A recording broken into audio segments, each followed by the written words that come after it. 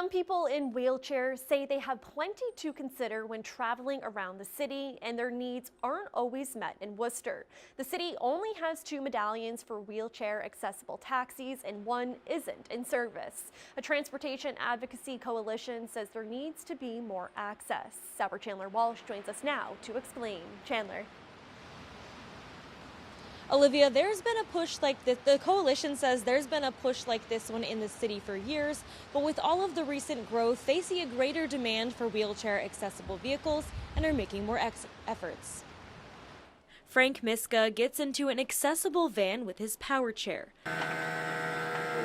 He's used it the past several years after being diagnosed with MS. I've progressed from walking with a cane to the point where I need to have a power chair. Miska is thankful for Summit Elder Care's transportation service Safeway.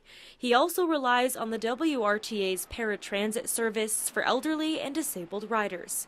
But if he hasn't scheduled a ride 24 hours before, he needs a friend's help. I have a friend who has built a ramp that can put my power chair on the platform in the back. It takes time to bolt it down, make sure it's not going to move anywhere. A transportation advocacy coalition says the lack of options is a quality of life issue.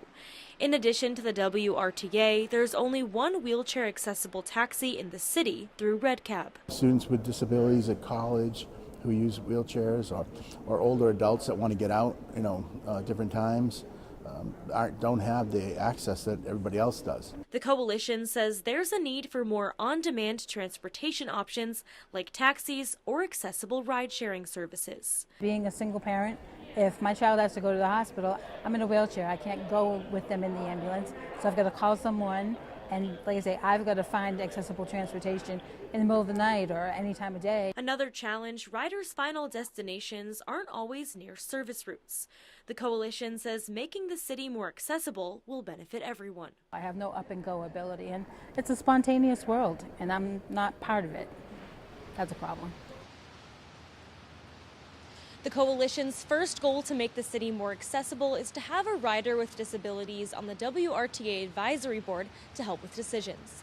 Live in Worcester, Chandler Walsh, Worcester News Tonight.